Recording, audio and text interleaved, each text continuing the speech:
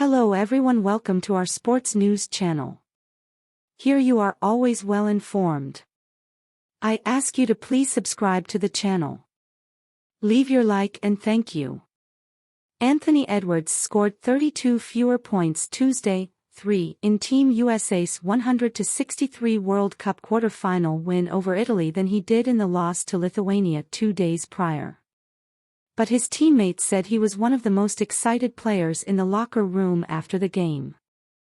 Several times Mikal Bridges, who was the player of the game with 24 points and 7 rebounds, used questions about his performance to pivot and discuss Edwards. So did coach Steve Kerr. Anthony Edwards was moving the ball early on. "It's just infectious," Kerr said.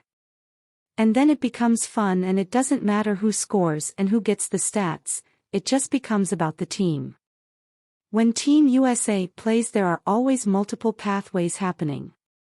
The tournament they're trying to win, of course.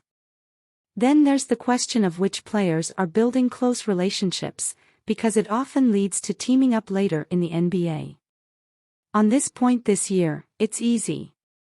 The Villanova guys, Jalen Brunson, Josh Hart and Bridges, pal around, and the so-called twins, Cameron Johnson and Bridges.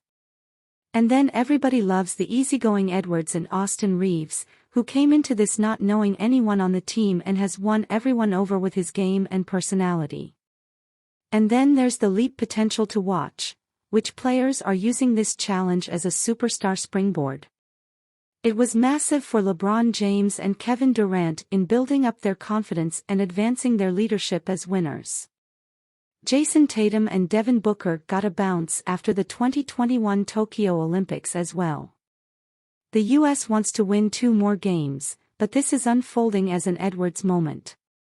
The people on the team and in his NBA life know it. His agent, Bill Duffy, has arrived in Manila along with Minnesota Timberwolves president Tim Connolly.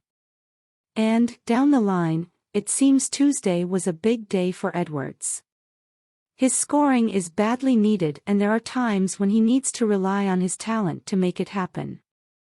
But coming out of the loss to Lithuania when he did score 35 impressive points, and took 16 more shots than anyone else on the team, there may have been an internal emphasis on him sharing the ball more.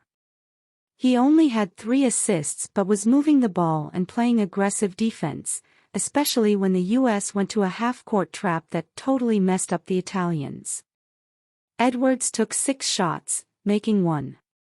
And, according to his teammates, it was still a big night for him. "Ant could get 30 whatever he wants, like easily," Bridges said. "Just to him to be unselfish and we talk to him and try to help him out just to find guys and that's what he did. And he's probably the happiest dude in the locker room right now. I think we kind of fed off that, once we saw Ant doing that and how happy he was and everybody kind of had that joy as well."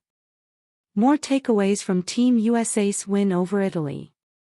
Italy coach Gianmarco Pazzecco was a little salty about having to play the US on Tuesday. His team pulled off a massive comeback win over Serbia last week that not only got them to the quarterfinal but also assured they would win Group I. Italy came to the quarterfinal as the higher seed than the US, and as group winners, they were the home team. But because the Americans lost to Lithuania, they ended up second in their group and Italy's reward for winning its bracket was a date with the tournament favorites.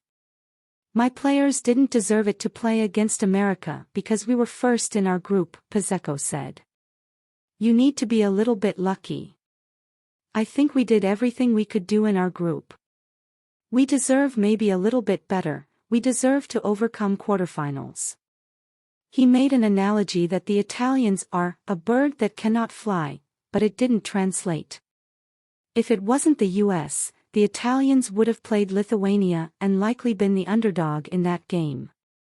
But they won't get to play for a medal now. It is the World Cup quarterfinals, after all, it isn't supposed to be a bye. Paolo Banchero got some boos from Italian fans when he was introduced before the game.